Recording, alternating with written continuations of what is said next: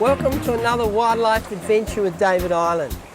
This time we are off on an amazing expedition up into the Northern Territory in search of some of Australia's most exotic and dangerous snakes. We will explore a wonderful diversity of habitats and encounter some very real reptilian predators. So come with me and experience the magic that is Outback Australia. After a 10-hour drive from Sydney, we are now in the Red Mulga country, far northern New South Wales. Here once there were many exotic snakes, especially death adders. But now thousands of feral goats roam the mulga. Young snakes have no chance to survive under the hooves of these introduced pests that destroy their habitat. Some farmers are now rounding up goats to supplement their incomes. Well, this is real outback New South Wales. I'm here with Bruce and we've managed to round up about maybe 200 more feral goats. Quite an interesting story. I'm going to run in, we're going to try and grab one of the billies. Remember, these are wild animals. I'll try and grab a billy so I can talk about it and show you the animal up close. We've got to be a bit careful not to get a horn through the gut. Bruce, let's see if we can grab one.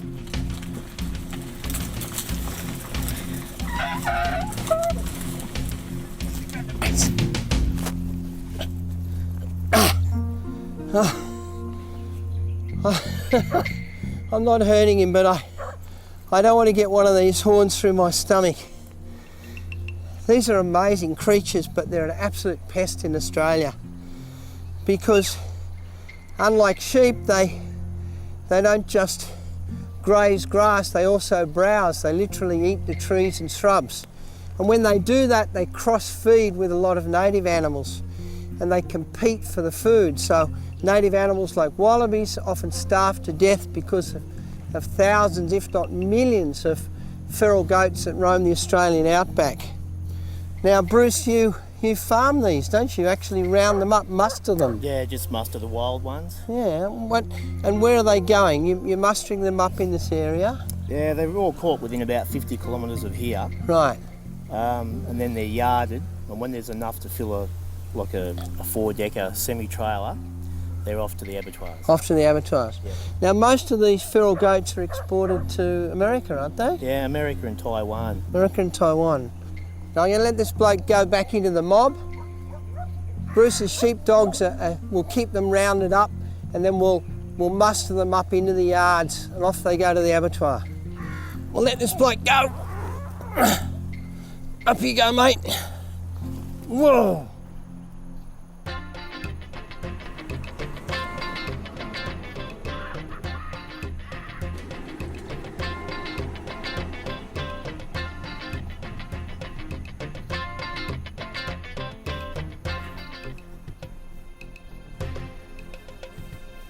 We've been driving for about 800 kilometres and we've run out of water, so I've stopped off at this old windmill to get some water and top up our containers.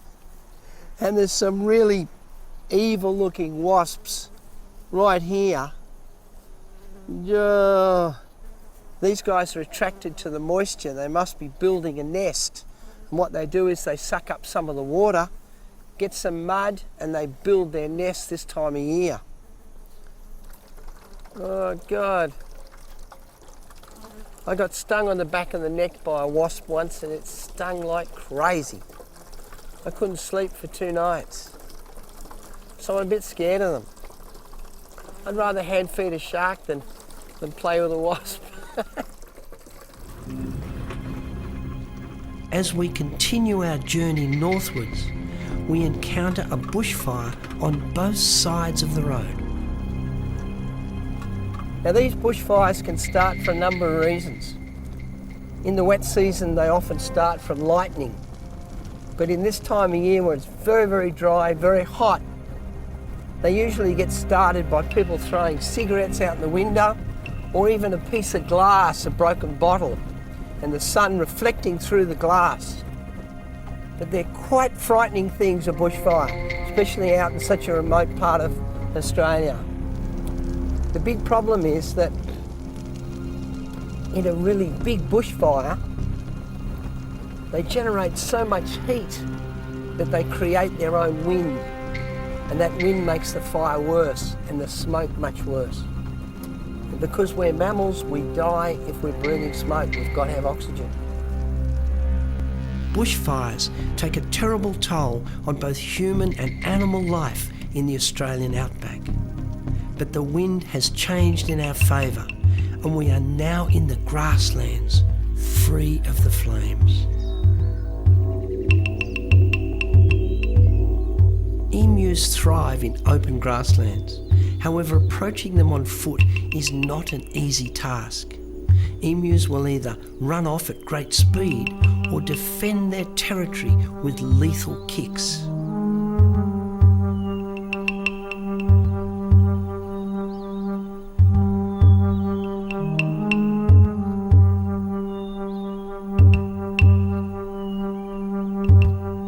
I have spent much time hunting with traditional Aboriginals and learned about native animal behaviour and how to approach creatures without them feeling threatened.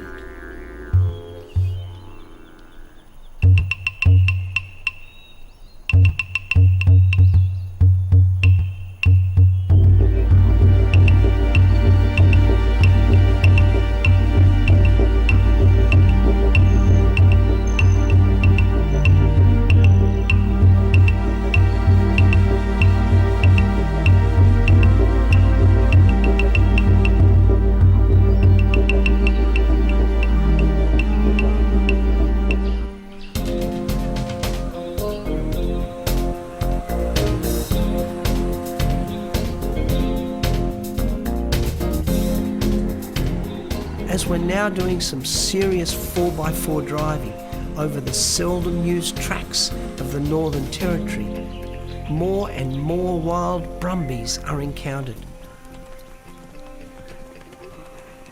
I am keen to get some close-up footage, but I do not fully trust wild horses.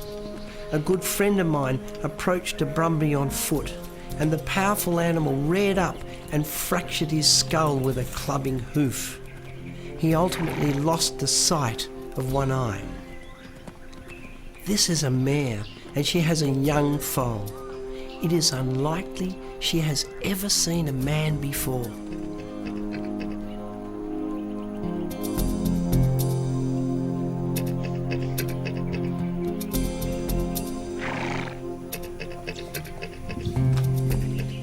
Her instincts will be to protect her offspring. We have, after 5 days driving, finally arrived at Lorella Springs. A massive private property, thousands of square miles in size. With only a few dirt roads on the property, most of Lorella has never been explored by white men. God, this is an amazing place.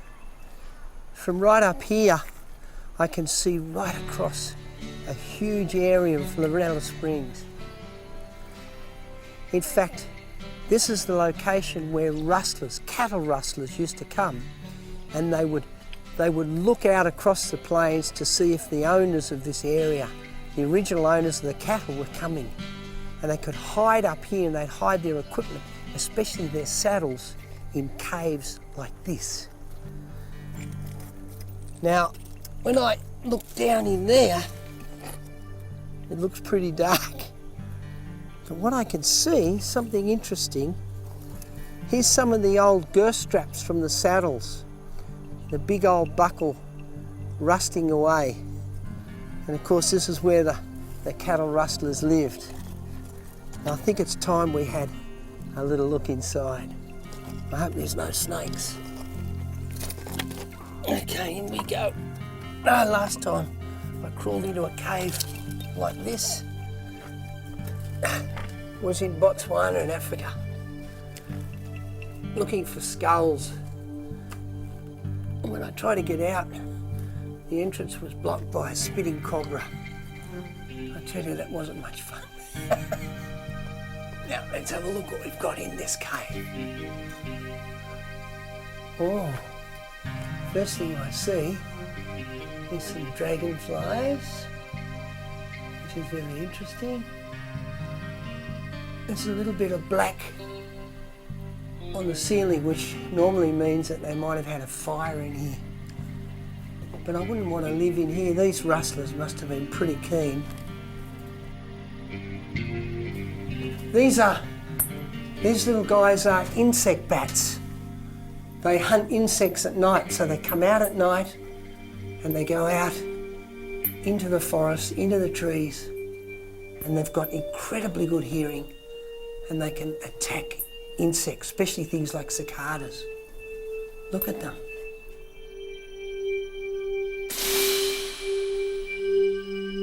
Time to get out of here. This huge expanse of rocks represents some of the oldest country on earth. The stone escarpments have been eroded by countless cyclones and monsoons. Exploring this ancient landscape is an absolute privilege.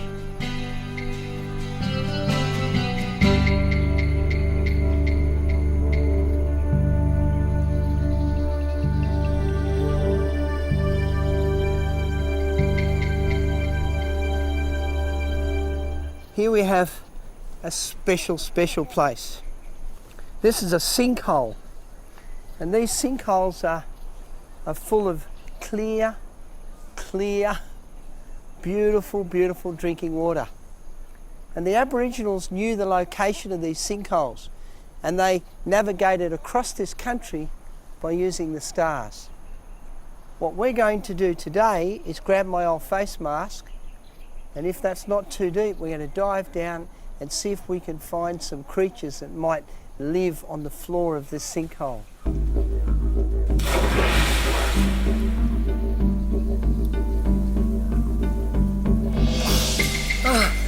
That is the strangest place I've ever dived. At the bottom of this sinkhole, it is just covered with red claw. They are everywhere. Big blokes like this guy. You can hardly see them, it's quite dark down there. So I just sort of grabbed one. I'm not going to empty it out, but we're certainly going to have a feed out of here. I'm going to take a dozen of these at least. There must be hundreds down there. That is the strangest, spookiest place I've ever freedived. Winding its way through Lorella is the Rosie River. Like most waterways of the Northern Territory, it is home to some very dangerous saltwater crocodiles. I am no stranger to crocs, having filmed arguably one of the largest giant crocodiles ever filmed in Australia. In 1989, I spent 11 nights in a stinking baited cage and successfully attracted and filmed a true monster over 18 feet in length.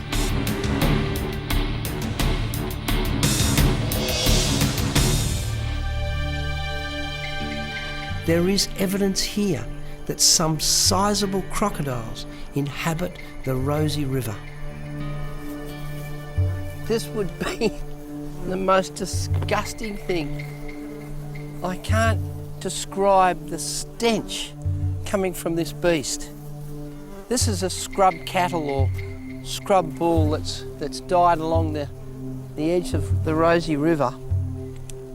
And it's interesting to see what's happened here, because on my left at the water's edge I can see the slide where a crocodile has come up and it's eaten all the stomach and the chest out of this big beast. Also, all around the sand here are the footprints of dingoes, so they've had a big feed too. These animals are an absolute pest because there are thousands and thousands of feral cattle right across the top end of Australia, and they cause shocking erosion around the billabongs and a lot of damage. Some farmers do round them up and they make a living from them, but environmentally they are a disaster.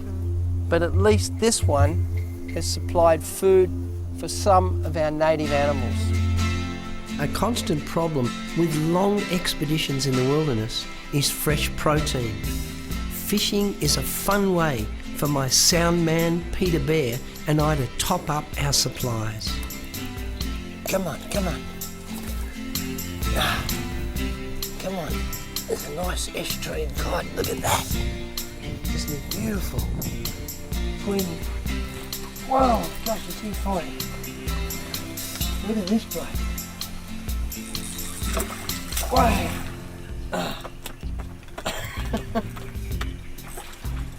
Bring him up. Oh, that's a big fish. Bring him over. What a ripper. Stop. That is one. That is a ripper grunter. With our freshwater supplies running low, it is time to dig some gravity-fed soaks.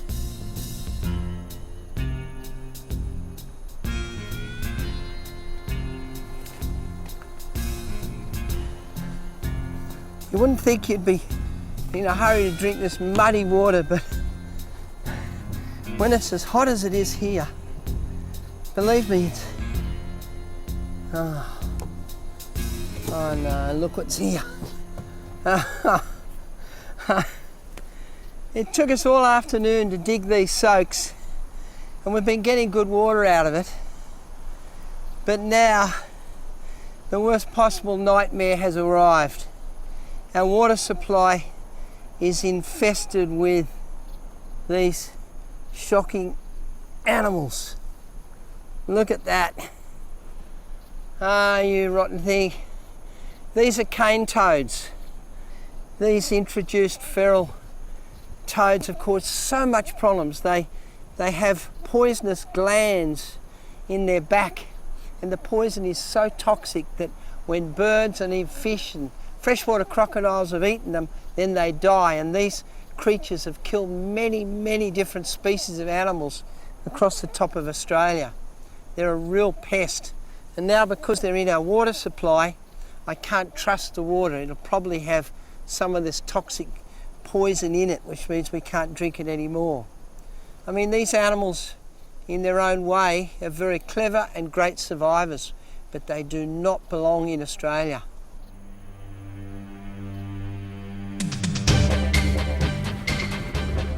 My goal is to encounter some of Australia's most exotic snakes, especially pythons and the highly venomous death adders. But with the infestation of cane toads here, we've decided to head off to another property. Pungalina Station is like Lorella, a massive property. The diversity of habitats here is outstanding. I know I will encounter snakes, hopefully death adders and pythons.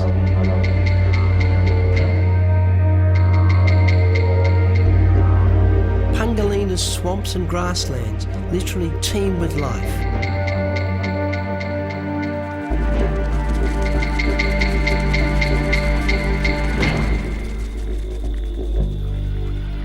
Insects, rodents, lizards, frogs and birds all live here. Wonderful habitats for snakes, but one species here will test my skills to the limit. Arguably the fastest venomous land snake in the world.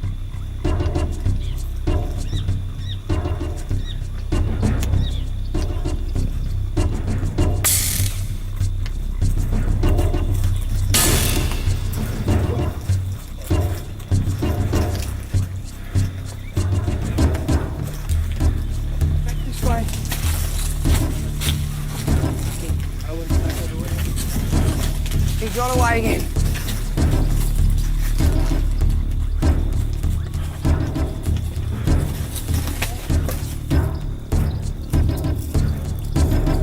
Okay. Just hold still, hold still. Now, I'm not going to hurt you, just relax. Just relax. Just relax. Whoa. Whoa. I've got you. Whoa, that was close. That was close. I thought I was going to get bitten by this bloke. That is one very, very fast whip snake, and they are venomous. And I don't want to be bitten out here in this very, very remote part of Australia. These are incredible creatures because they are just so fast. They can literally run down lizards, and that's what they mostly prey upon. You can see why they call them a whiptail. It's because of that tail. It's just like a stock whip. Beautiful, beautiful snake, and very, very quick. I haven't hurt you, I'm going to let you go.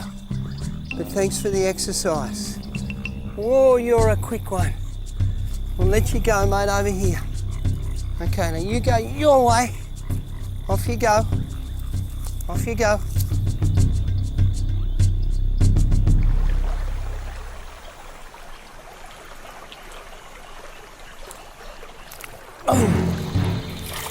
Come here.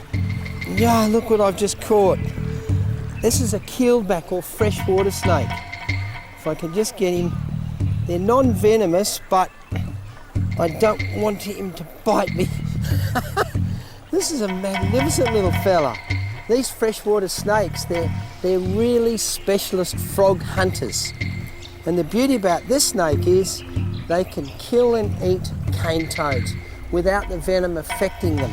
If only all our snakes could do that, because we've lost so many beautiful snakes to the venom of cane toads. And these beautiful little freshwater snakes, they do something super special. Some lizards, when a bird comes down and attacks them, they drop the very tip of their tail. The nerve endings in the tail wriggle it around, and the bird takes the little bit of tail that's left on the ground and the animal gets away. Believe it or not, this snake can do exactly the same thing. If you really upset him, he can drop the tip of his tail. And we don't want him to do that, so you quieten down. This animal has another thing it can do if it's upset, and that is in the anal gland, it can secrete the most shocking smell. And you know something? I'm starting to smell it now. It is vile. The most dreadful smell comes from the anal gland. And I guess that's to deter predators, maybe like dingoes. I'm going to let this little bloke go. You watch how clever he is at swimming. Okay, are you ready, mate? And off you go. Woo! The billabongs and creeks of Pungalina are freshwater, but saltwater crocodiles survive well in freshwater, so swimming is always risky.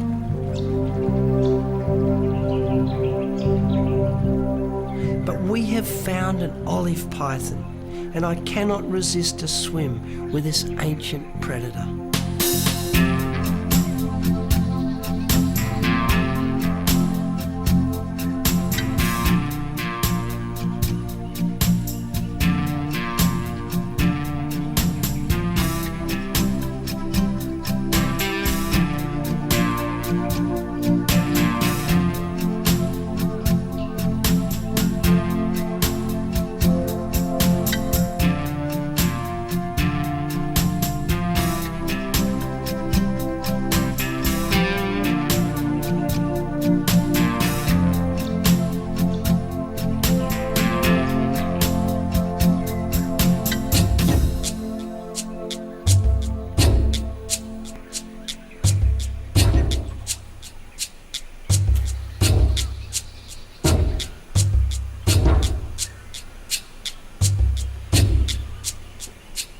What we've got here is a freshwater crocodile. These are very, very precious reptiles in Australia.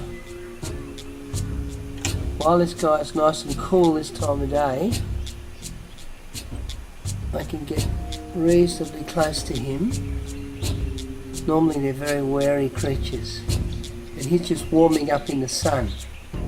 Now, unlike the estuarine or saltwater crocodile, these guys are predominantly fish eaters. They do grow quite large though. They can grow up to 3.5, even 4 metres. But they don't have the jaw structure to pull down big mammals like kangaroos or men. But anyone says that these animals are not dangerous is crazy, because they're very fast and there's a lot of razor sharp teeth in those jaws. They're beautiful creatures, so well designed. Little nostrils at the front, the eyes positioned high on the head, little ear flaps so when they go underwater they shut off the ears, and of course they've got the palate so when they dive it stops water running into the lungs or into the stomach. You can see the little webbed feet, and believe it or not, if I touch him, which I'm not going to do, he can whip that head around and cause me quite severe damage. He's a beautiful little thing.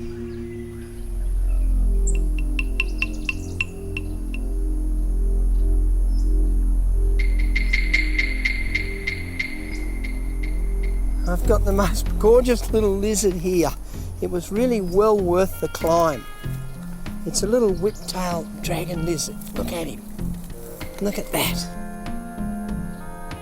This animal is so beautifully camouflaged. If I put him down on a rock like this, you can see he just disappears. If I lift him back up again, we can see something else interesting about this animal. He's got very, very long legs and long toes with little sharp claws. They'd be the longest toes I've ever seen on a lizard. And you know something special about these guys? They are wonderful eating, and you can eat them raw. And that's what I'm going to do now. Come on, mate, in you go. No, I'm only joking, I'm not going to eat. I'll show you another trick these lizards do. If I put him upside down, he will play dead. Now if I put him down on the rock, we can get him to play dead on the rock, which he may not want to do, I'll let him go. Now play dead, look at this gorgeous little guy. If I let his tail go, we'll see what happens. After a while he's going to scurry off at great speed.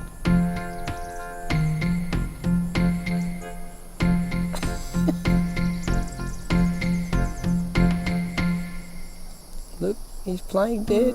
Come on. There he goes. Look at him. Come on, you're meant to scurry off at great speed. Go on. Pungalina is known for its warm, crystal clear spring.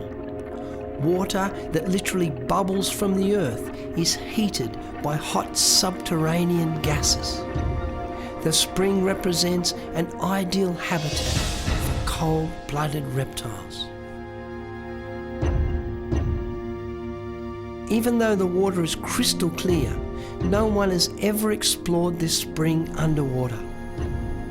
Saltwater crocodiles could easily hide amongst the pandanus-lined banks, or even within the algae and reeds. Luckily, all I am finding is freshwater crocodiles, and this species seldom attack people. Aboriginals once hunted the clear springs for marine snakes.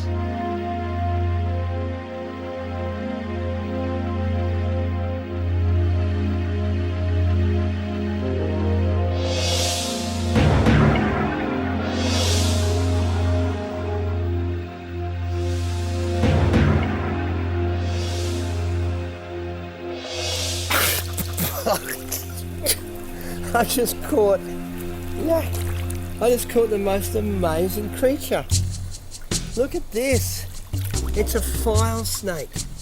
It's the most interesting animal. He's crawling around my arm. Now these snakes are non-venomous, and they're a marine snake that live in these freshwater springs and billabongs, and the skin is really loose. It's floppy skin, but it feels very, very much like a file, almost like sandpaper. The reason I'm holding him near the head there at the back of the neck is because they do have powerful jaws. And what they do is they grab onto their prey, slippery fish especially, throw a coil around the fish with this very, very raspy skin that grips the fish, and then they swallow it down. These are very interesting animals, and as it's coiling around my skin, it's incredibly rough, and you find them underneath these reed beds in these little billabongs. Look at him, isn't he strange? Absolutely interesting, wonderful creature. I'll take you back under with us, mate. We'll go for a swim together. Let's go.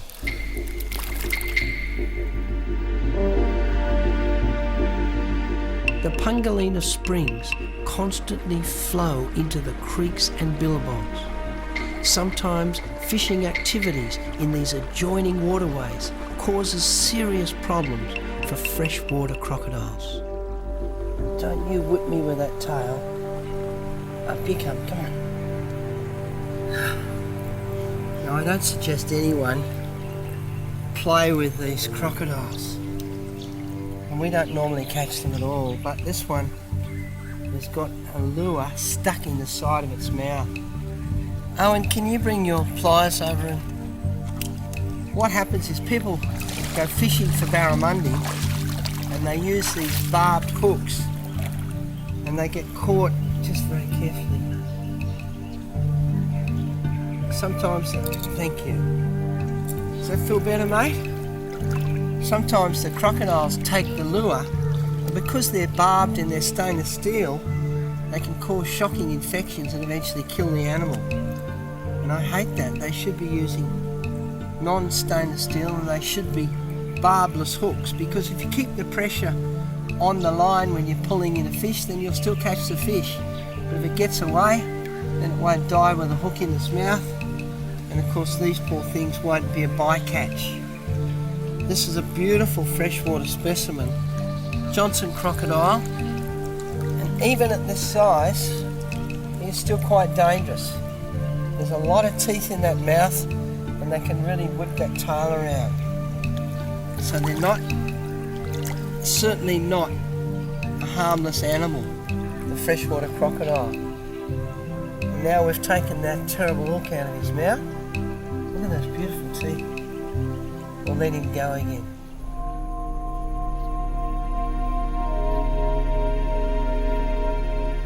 I could happily spend months exploring the Pungalina Springs and billabongs.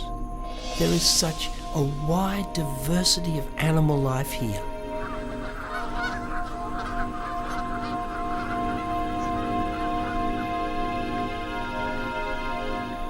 Now I had a little turtle here. Whoa, it is so slippery. And I've lost him. And he's somewhere. Here he is. This is the most gorgeous little creature. I love these little turtles. Look at this little bloke. Now that's a Worrell's short-necked turtle.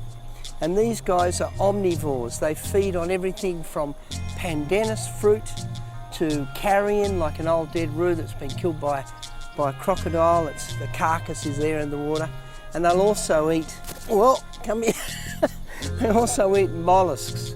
And they're the most gorgeous little things, these little turtles. You can see the wide little feet. They're webbed for swimming. They've got sharp little mouth. They can bite quite hard and nip the end of a finger. But they're the most gorgeous little things, these freshwater turtles. I love them. Aren't you beautiful, mate? Hello. We'll put you back in and let you have a little ferric around, see if you can find a mollusk. Now off you go.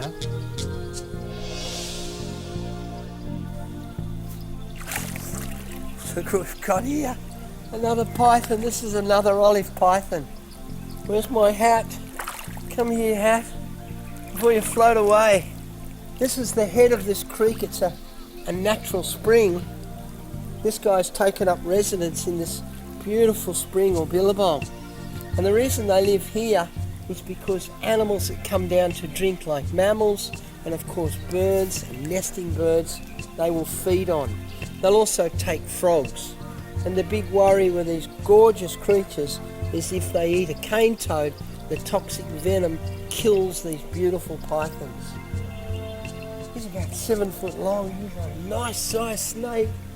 Look at him, just shining in the sun. But as you can see, they are very much aquatic. They're great swimmers. I'm going to let him go and have a little swim with him. How much fun to be out here swimming with a python.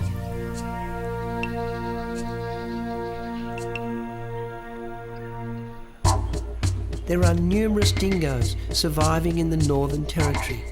Their hunting skills thankfully keep some check on the huge problem of feral pigs. When dingoes find a nest of piglets, they quickly carry off the baby pigs to escape an attack from an angry sow.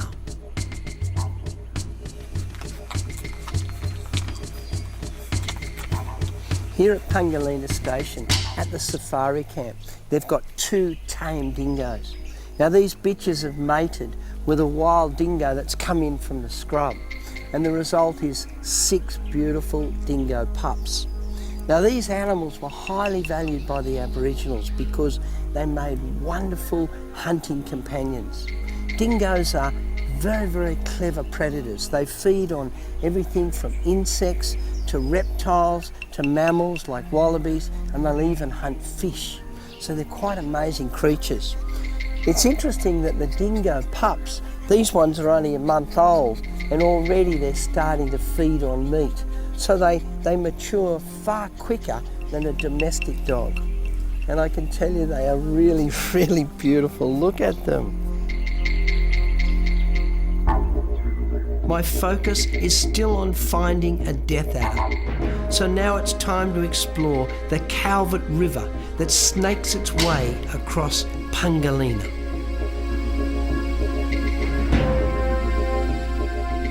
The escarpments of the Calvert represent some of the most spectacular country I have ever seen.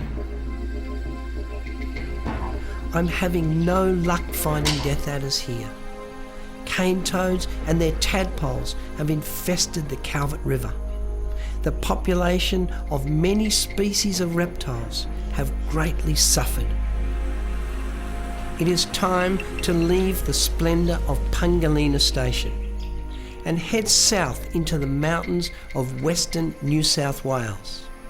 Cane toads have yet to reach these ancient sandstone mountains. Maybe here we will have more luck finding our death adder.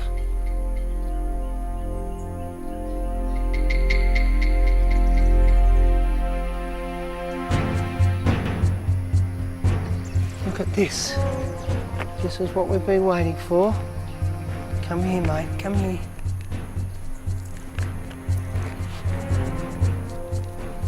Look at this. This is what we've been looking for. This is the most amazing creature in this outback New South Wales country. This is truly the land of the never never, and this is the death adder, the most amazing creature and a very, very dangerous snake to handle. A very dangerous snake to handle because these snakes are so venomous, neurotoxic venom, which is very, very, very dangerous. Because what happens with snakes like these is that being neurotoxic, it can literally stop your breathing. You have respiratory failure. And I don't want that out here in this country, miles and miles from anywhere. These are the most incredibly, beautifully designed and evolved reptiles. Magnificent animal, the death adder. Now, the interesting thing about these snakes is the tip of that tail. You can see it's shaped a little bit like a worm. And what they do is they wiggle that around and a bird or a rat comes up to take the worm, and that head then strikes with incredible speed. They have highly developed fangs and they can inject copious quantities of venom that would quickly kill a mammal or a bird and wouldn't have any trouble killing me either. An interesting thing about these death adders is the coloration. You can see these wonderful outback Australian bush colours. So they blend in with leaf litter and even rocks so beautifully, so they're hard to see. These are the animals of ambush.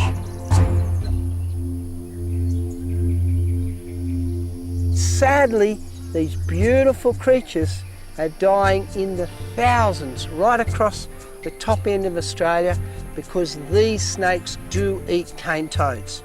And of course they have no immunity to the venom of the cane toad. To make things worse, cane toads, adult cane toads, even feed on the young of these beautiful, beautiful snakes. Now have a look at him, nice and close. That is amazing. Big, broad head. Incredibly well designed, wonderful creature. But I don't suggest that you try and do what I just did, and that's pick up a death adder, because even holding it by the tail, they are strong enough and quick enough to strike back and bite the hand that holds them. Now we're not going to take this animal from the wilderness, we're going to let him go. What a beautiful creature, the Australian death adder.